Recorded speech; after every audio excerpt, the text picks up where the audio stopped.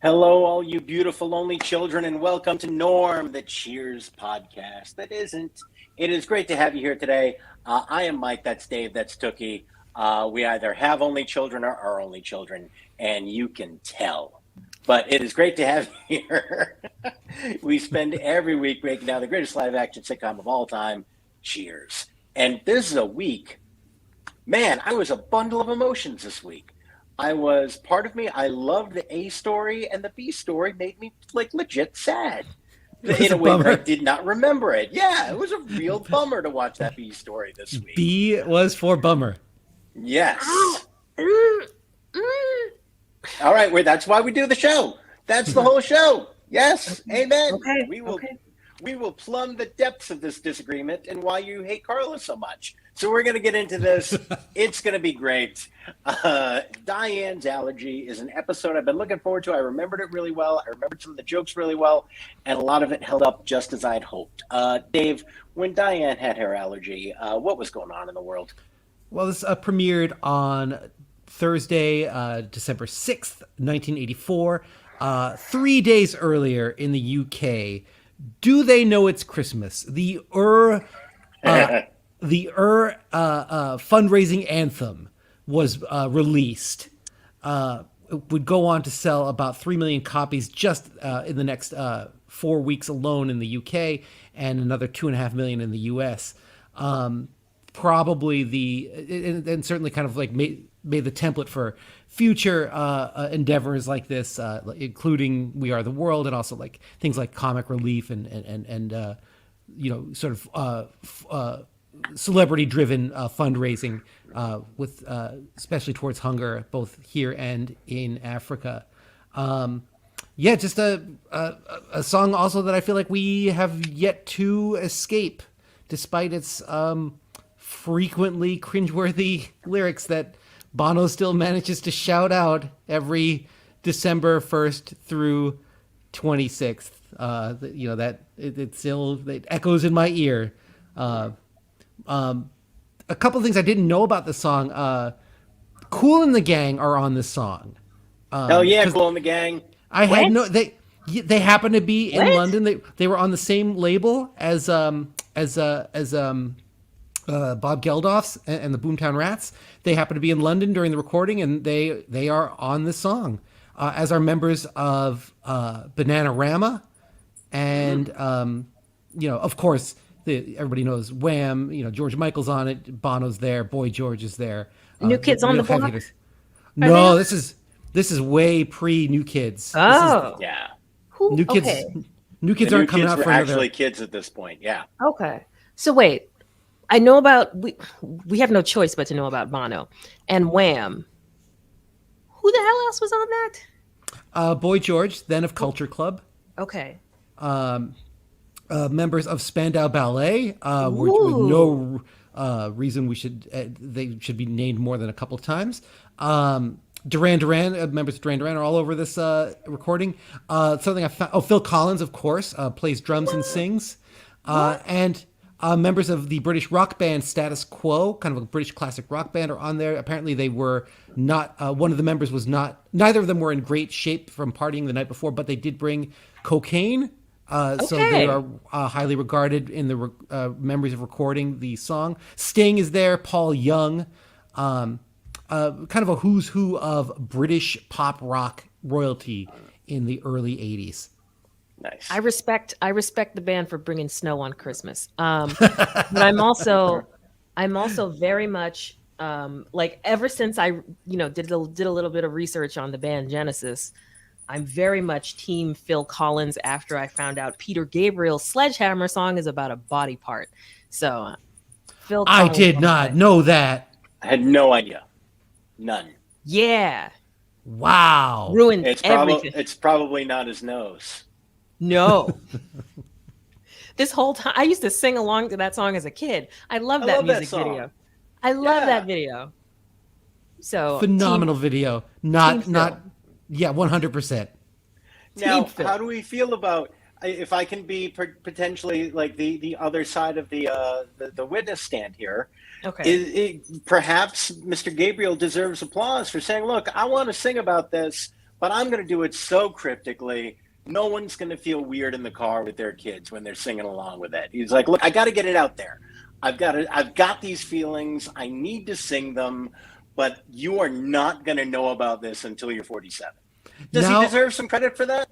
No, because now I automatically assume every Peter Gabriel song is about his penis. Thank you. Like now I'm like climbing up on Salisbury Hill. Salisbury Hill. Yeah, I mean, come on. Clearly,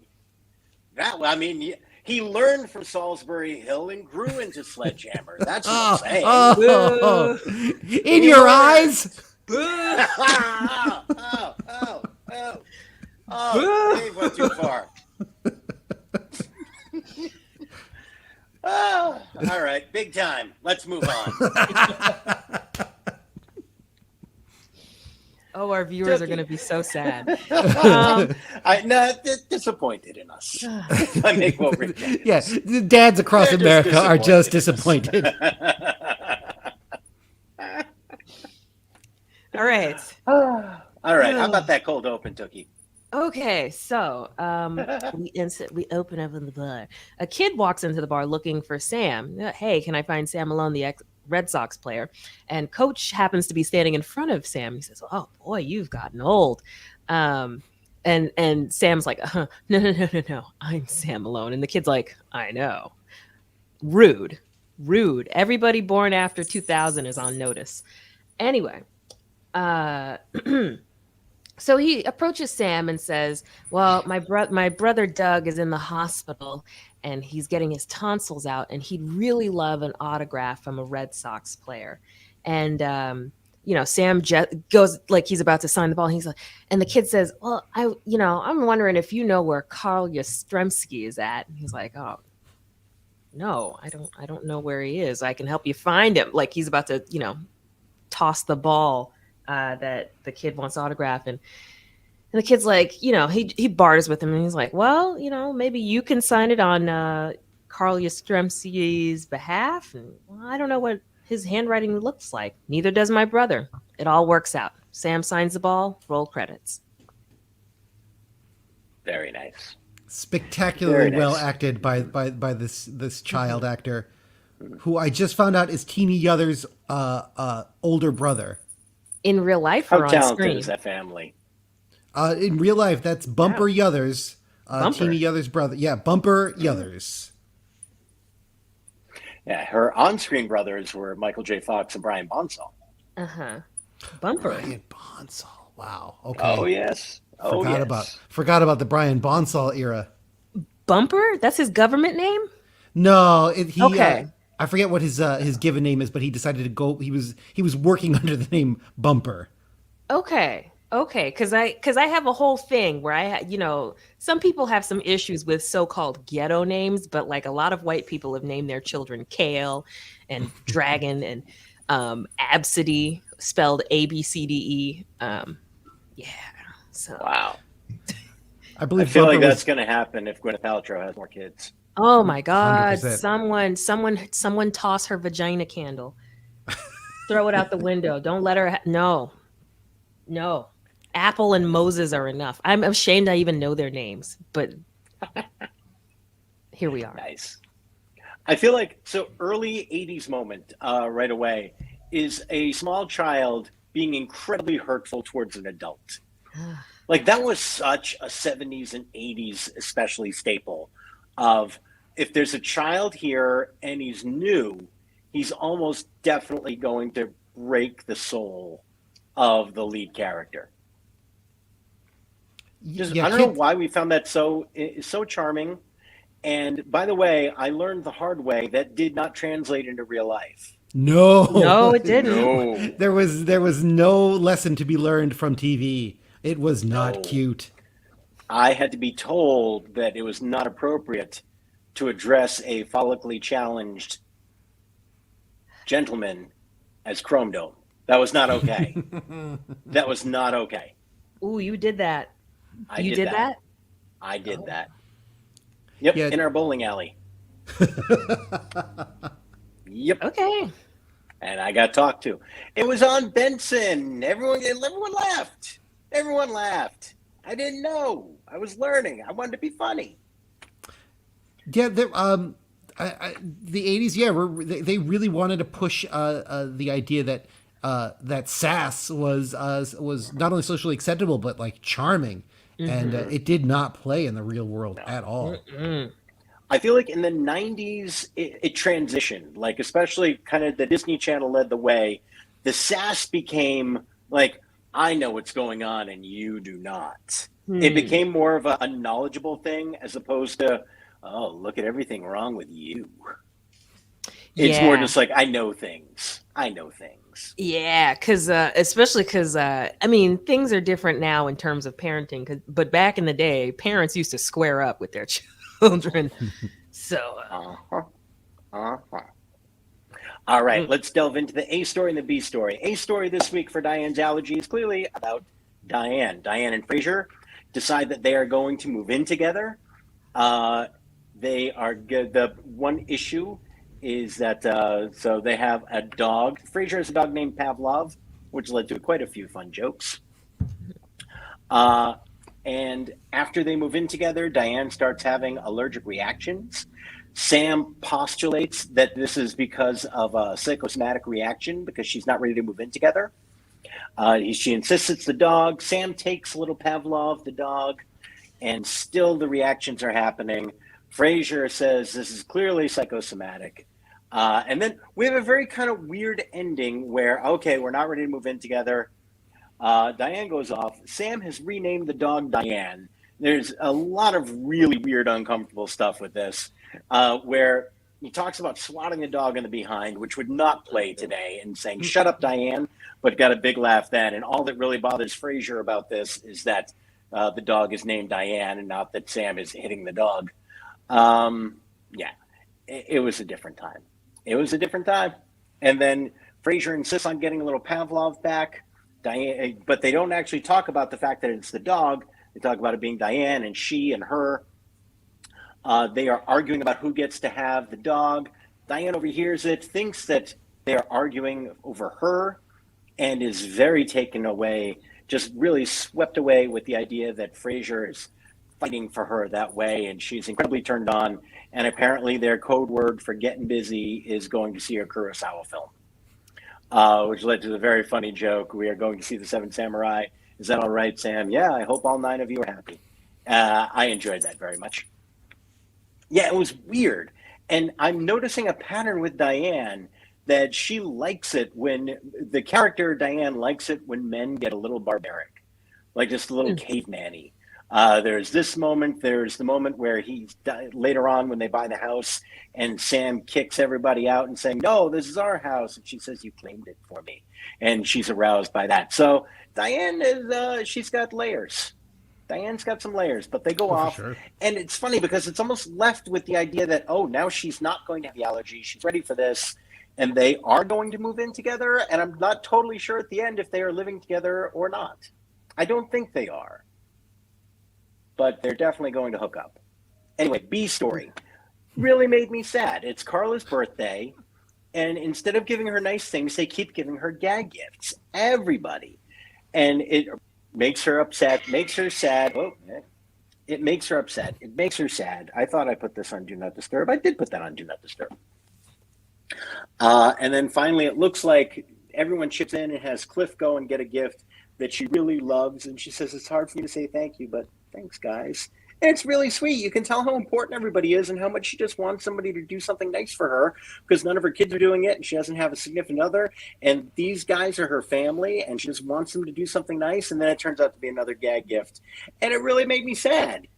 Like, it legitimately made me feel really bad for Carla. And that was the B story. Mm-hmm. What were your overall thoughts on this week's episode?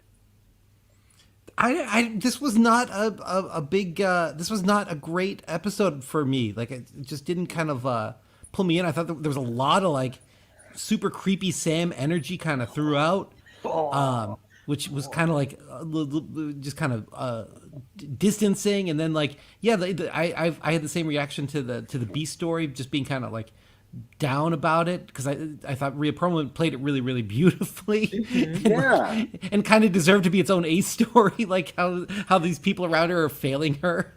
Yeah, that thanks guys was so sweet. It was really lovely.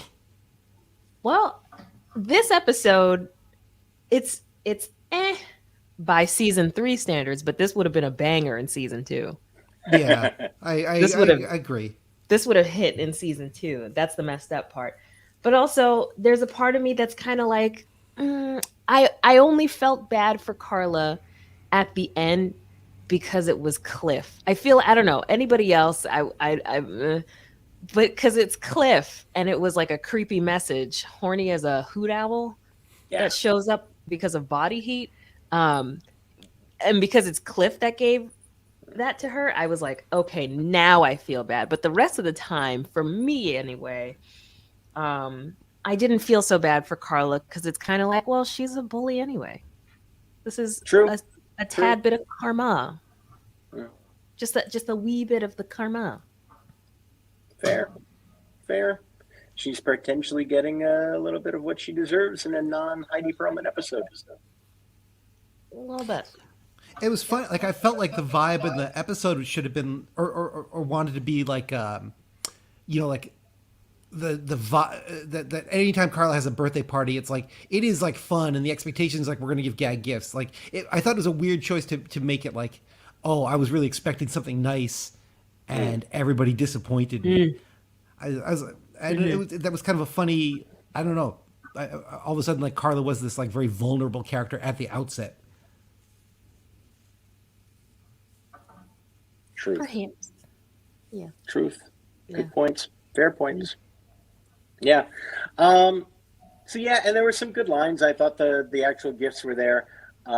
Another, I shouldn't take another 80s moment because you guys need your 80s moment, but I'm getting them in before Tookie can do 5 80s moments before it's my turn. Um, when Sam gives them the silver and it's actually a mask, and so no, that's the mask that you wear when you ride off on silver. That is like nobody is going to get that joke anymore from the Lone Ranger. That is a very dated reference Hmm. made for people who at that time were in their 30s and 40s to Oh get from wow. their childhood. Yeah. Oh, yeah. The Lone Uh, Ranger, I mean, and nobody saw the movie that they tried to reboot. I don't know. And I couldn't get through it. And I was excited about it. I was thinking that was going to be like legitimately interesting, the movie reboot. And it was no. terrible. So who knew The that if you Johnny. teamed up, who knew if you teamed up Army Hammer and Johnny Depp that the vibes were going to be fucked up? I mean, it was before we knew about those gentlemen. Although Phew. I still don't know how to feel about the Johnny Depp stuff because more and more that's coming out where it's like, no, apparently, like there's a version of this where she just like cut off his finger and beat the hell out of him, and it's looking more and more like that is the case. So part of me is feeling like I need to buy Johnny Depp a new scarf because I definitely was immediately like, fuck Johnny Depp, and now I'm like, oh, maybe no, I'm very much everyone sucks here. yeah, From yeah, just yeah, embrace it. I think yeah, that's the right side of the fence. On this one. yeah. I think everyone sucks. Um, Yeah. but that Tonto costume, woo, woo, Man, even before we felt woo. like it was inappropriate, there was that feeling of like, that looks stupid. Yeah, it was just like, Yeah. wow, he really outdid every trust fund baby at Coachella. Uh, yeah. Yeah, that was a rough one. The A story this week, it's funny. I feel a lot of different ways about the A story this week. Um, I feel like I really enjoyed Frasier's contribution to it. I like what they were doing with the character. I thought it was really kind of setting the tone for where they were going to go with this relationship. Now that they were committed to seeing this relationship through to some kind of ending, I liked the way that he played this whole idea of he's desperately in love with her and how crushing it is that this is clearly psychosomatic and he's trying to pretend that there isn't going to be an issue. Yeah, the just what they're doing there. I loved what Shelley Long did the whole episode. The vocal stuff, the physical comedy. It was a really, which is why I think overall very positively about this episode. I just really thought Shelley Long killed it this one. I mean, starting with with the tickle in her throat and how she portrayed that, and then when she actually went into the different vocal register later on, just really, really good stuff, and still being very funny while still portraying this idea of she's conflicted and disappointed and rushing into this to make Frasier happy and also to prove something to Sam, while refusing to acknowledge that that's what she's doing, and still pulling off that great physical vocal comedy. Really, really good Shelley Long stuff this week. Yeah, I completely agree. Like she's my favorite. She and Frasier are my favorite things about this episode. They're so fun together, and then I love something the script does that I really like is keep finding excuses for Frasier and Diane to talk to Sam separately, and we get like little like insight into how they're actually feeling, and then we watch them like have to cover up how they're feeling when they're with each other. That I thought was really, really fun. Mm-hmm. Mm-hmm. Yeah, true overall. And yeah, a really weird Sam episode. Mm-hmm. Should we delve into this now? Should we talk Sam creepy quotient? And I feel like it's a big part of the A story this week. So maybe we should just do this through that category, get that category out of the way, and see how we're feeling about the whole Sam creepy quotient this week. Yeah, so poor Tookie's like digging the skin off of her neck. She's so uncomfortable with Sam's creepy quotient this week. What are your thoughts? 48. Yeah, it's pretty high. He's at a 48 for me this week. It's up there. It's up there. I'm somewhere in the low 30s. Like just him being weird with the dog and the Diane stuff, and him somehow like kind of creeping up on her while he's talking about it. And speaking of dog, is that a Dewey? What is that? Speaking of dog, is that a Dewey I sense? Oh no, this is a May. Oh. No, my May is starving for some attention here. Come here, sweetie. Come here. Oh. No. Yes. I think she has opinions about Pavlov. Yeah. She's got some thoughts. She's concerned. She's got some thoughts. She is concerned. Sam's going to leave that dog alone. Like, Sam's not the right choice to home this dog. He's only taking the dog in to spite his ex-girlfriend. 75 is the creepy quotient. Mm-hmm. Yes. No one who works in that bar should own a dog. No. They're never home. That poor dog. That poor dog. None of them should have a dog. I'm barely okay with Frasier having a dog. Norm has a dog. That's right. Yeah, but Vera's home all the time. Yeah, true. Like, I'm almost glad they have a dog. Ugh, not okay with it. Not okay with it at all. Can we talk about the Sam's choice, Ted Danson's? I don't know if it's Ted Danson's choice or the director's choice, but the way he stands behind Shelley Long after that's Frasier, what I'm saying, the creeping. Yeah. Oh my gosh! I like in that first sequence in the bar where he's asking about where he's trying to convince her that he's going to be fine with them living together and he's not feeling weird about it. Everything about his body language is so upsetting and weird and too close, and it's just really gross. Yeah, it is, and it's like just this idea of I'm like if I'm physically close enough to you, you can't resist me. It's very weird. It's very 60s Sean Connery Bond. I'm gonna show you what you need energy. It's oh wait, not don't bring my deceased alleged father into this, please. Sorry, I did not mean to speak ill of your papa. Thank you. It's not. I'm not the one who established that. That is purely my mother. By the way, old Bonds are on Amazon Prime right now for free. Gasp. What a roller coaster ride those older ones are. Woo! Oh man, some amazing stuff, and then some stuff where you're like, this is a Lifetime movie. Whew. There were some choices being made. Oh my God, that was a journey. And let me tell you something, if you are prepared to watch You Only Live Twice with someone of Asian descent, put a seatbelt on your couch, my friend. Oh my gosh. Because you are going to like involuntarily just jump up multiple times and go, oh, I'm sorry. I didn't remember that. I'm going to turn this off now. I, Whew. hard to imagine that film series being anything less than ethnically sensitive and authentic throughout. Yeah. Oh man, it's a whole scene, man. It's a whole scene. I want to give a little shout out to the suit Frasier is wearing in the second half of the show.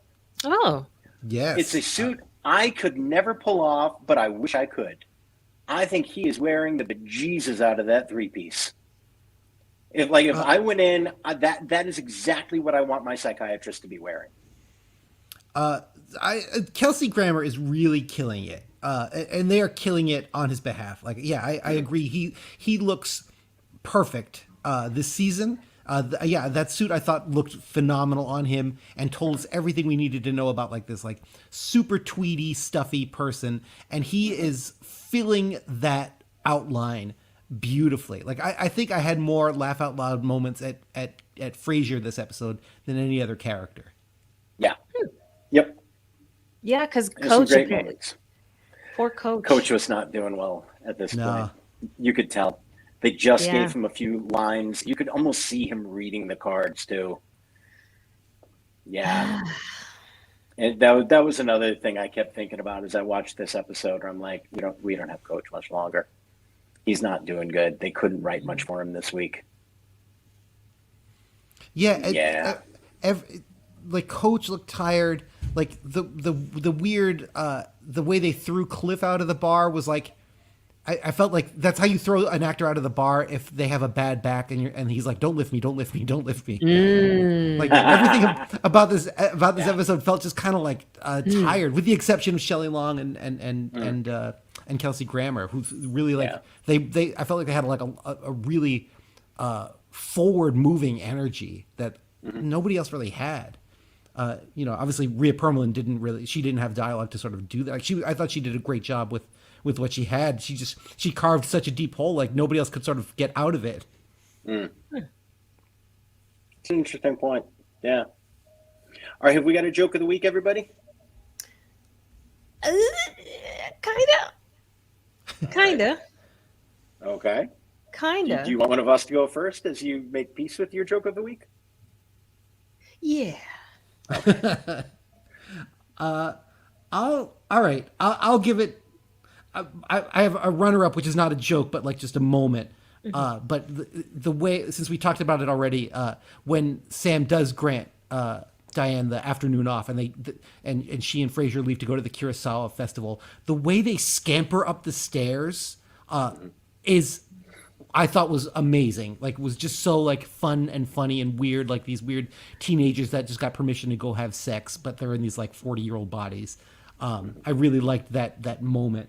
But in terms of like a word joke, I'll give it to Kelsey Grammer, as he's getting frustrated with Sam, trying to explain to Sam that he and Diane are going to move in together. Sam keeps cracking jokes, and Frasier's getting frustrated, and Diane says, "Frasier, he's making a joke," and Frasier just sits with it for a second and goes, "Oh shoot," and I lost it. "Oh shoot" was my favorite joke of the week. Nice. Very nice. My joke of the week was after they decide they're not going to be living together, Shelley Long is doing the voice. She's heading to the bathroom. She's speaking in the voice and saying to Sam, "Don't you want to gloat right now?" And he, in the same exact voice, says, "I'd like to think I'm above that, Diane." And it got me both times. It's an obvious joke. I just love the way that they delivered it, because it felt like a joke Sam would actually think of. He wouldn't need a writer for it, and it would really play in the moment. It felt very genuine, really well delivered. I liked it. Yeah, for me, the joke of the week is more like, well, because I'm the person who runs the Ernie Pantusto Stan account on Twitter, and it was the moment between Sam and Coach when Diane and Frasier were trying to explain Pavlov's response, which fun joke, and Sam's like, "Oh no, I know it's when you drool at the sound, a dog drools at the sound of the bell," and Coach says, "Oh, I've done that before. Never knew what to call it though." Very funny. Yeah. Even near the end, he could still deliver a one-liner with the best of them. Mm-hmm. So good. Tookie, how white was this week's episode? Surprisingly, not that white, you guys. Mm-hmm. We're up on another record. I I was caught keeping myself. Oh, I'm sorry. I caught myself thinking halfway through the episode, and I feel like I need to, make peace with this thought. But halfway through the episode, I was like, oh, there must be an accounting convention in town. Yeah, apparently. Yeah, there were a good amount of people. So in the opener, there was an Asian woman. Like might have been South Asian. She kind of looks like a friend of mine from college way back who's Filipina. So that's why I'm like, okay, Southeast Asian probably.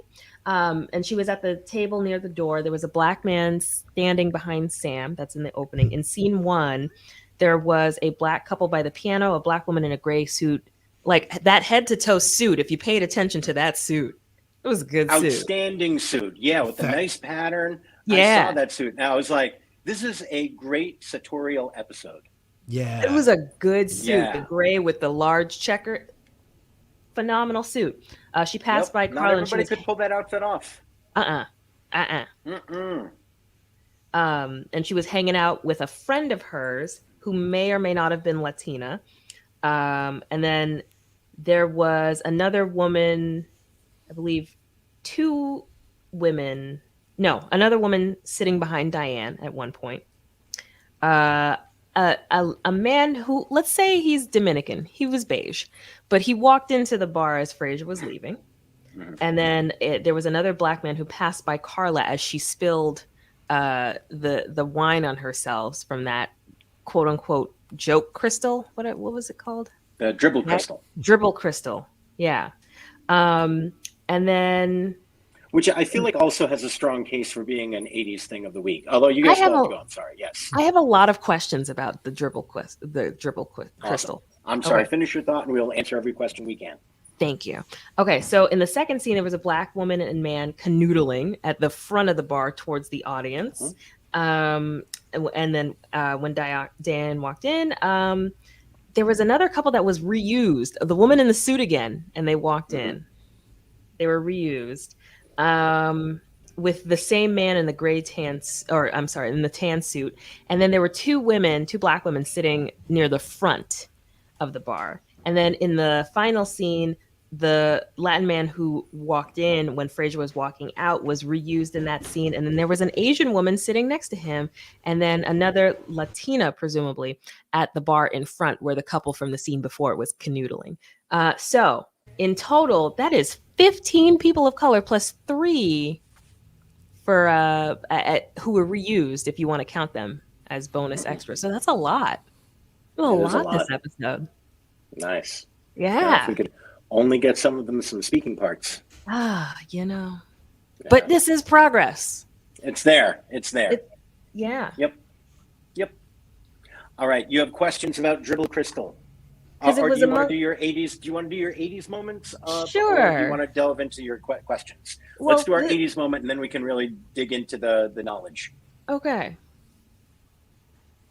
I can go because I only have a one observation, but it's a two-pronged 80s moment, which is the sweater that Diane is wearing in the second half of the episode, paired with the shirt that Sam is wearing in the second half. She's got the sort of like beige sweater with some very sort of geometrical like triangle patterns and like kind of like a brighter colors, and he's wearing a almost aqua neon blue button up. And seeing those two things together on human beings next to each other and have no one remark upon it felt like a real 80s moment. I feel like either one of those things presented solo at any point now deserves comment.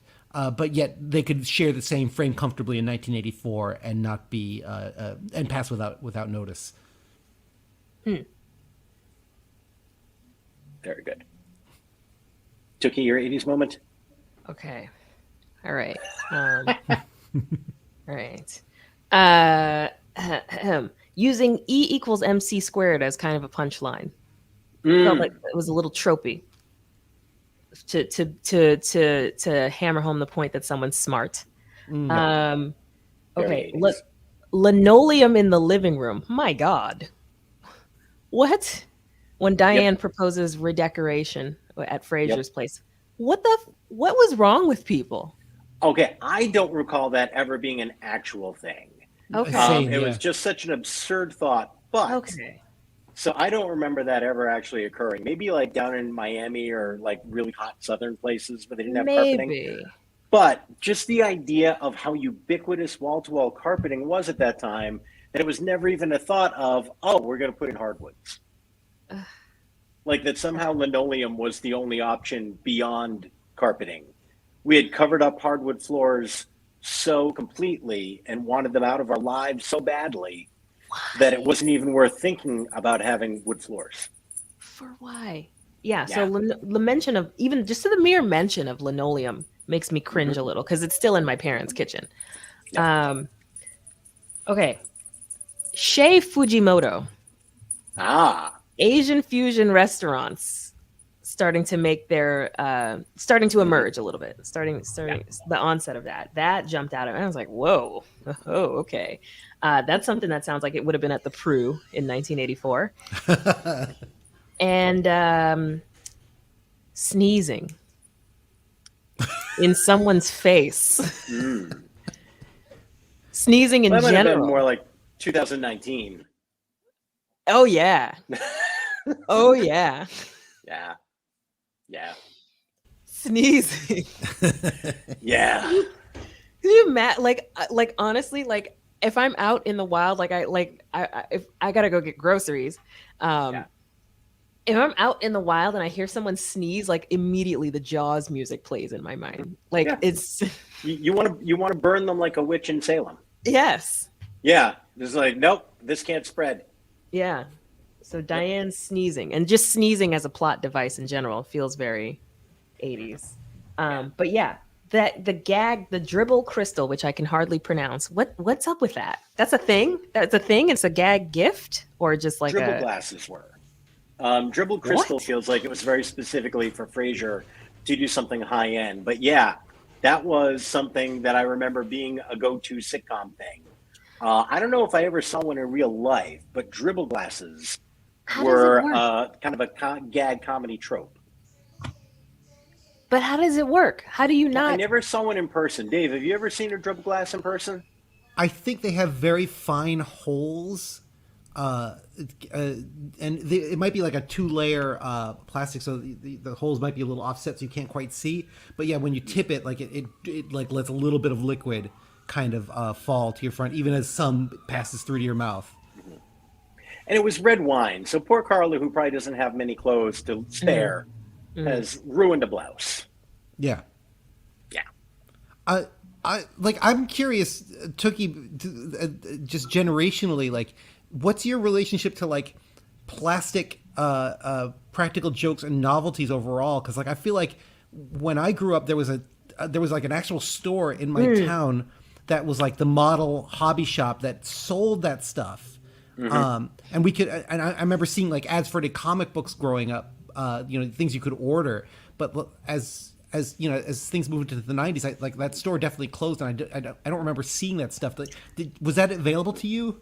There was one in Boston Common that was specifically a gag/magician store. Yeah, like the joke shop over on like Tremont and Boylston, right? Yeah.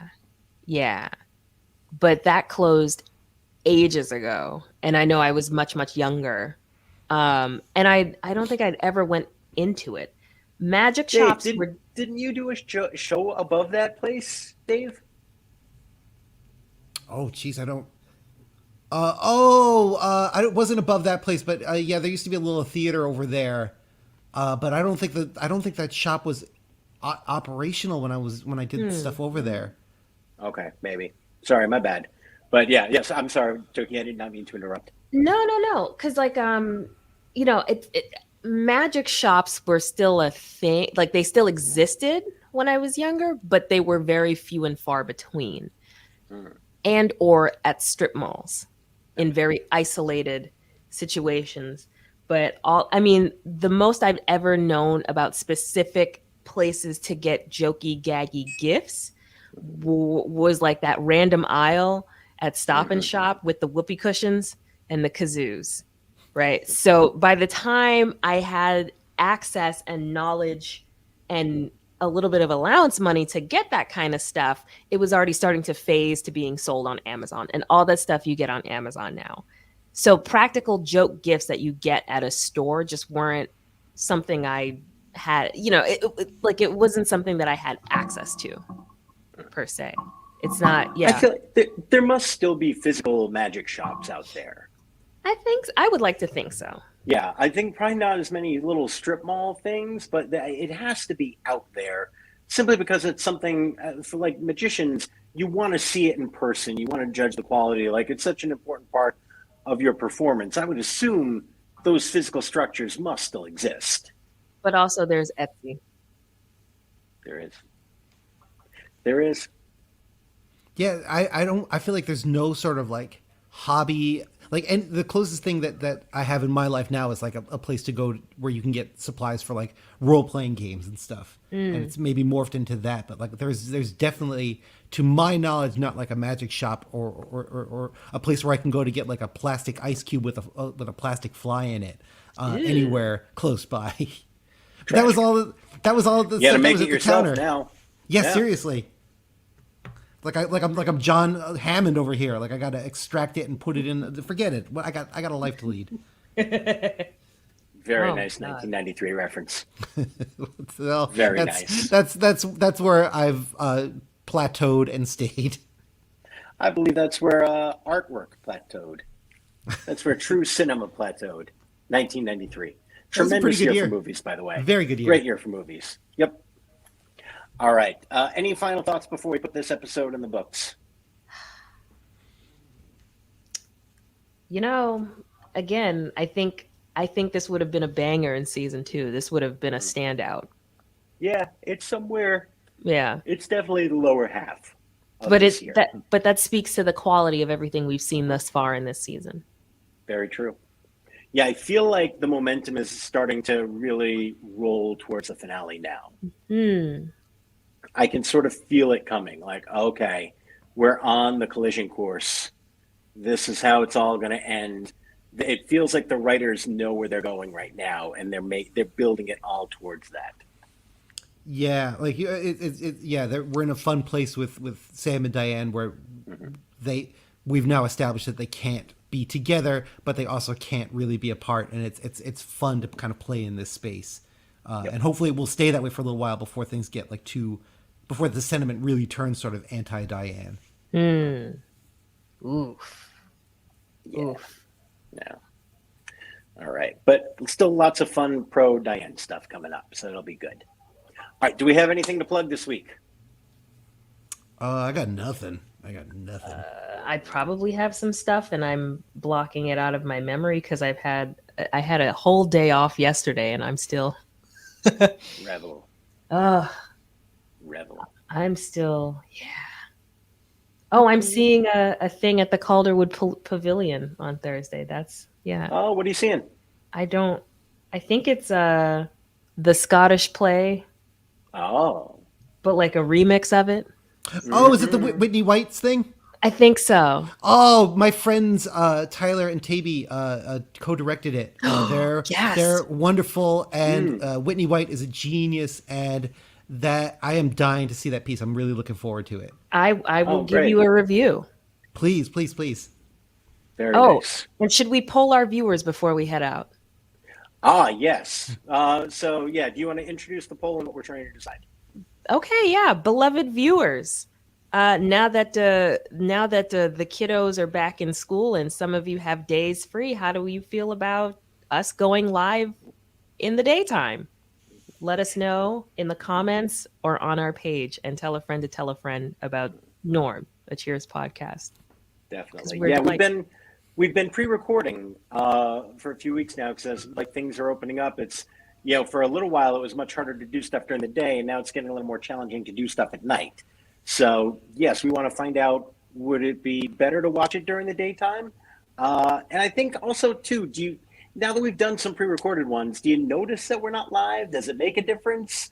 Is it just a matter when we drop? Because I know like sometimes we're able to respond to some people in live time, but it wasn't a huge part of the show. So I don't know if people are missing that at all. So yes, we would love for you to sound off in the comments of this episode. When is the best time for you to watch? When do you usually watch? Do you watch it live or do you tend to watch it sometime after it's dropped? Would love to know these things. And if you want to leave us on like at your local daycare center or elementary school, we will not talk about Peter Gabriel ever again. Ever. Never. All right. And now with the thought of Peter Gabriel being inappropriate in our heads and in your hearts, I am Mike, that's Tookie, that's Dave. We'll be back next week at a certain time that we have not determined yet, but will determine soon. But almost definitely next Tuesday at some point during the day. Have a great week, everybody.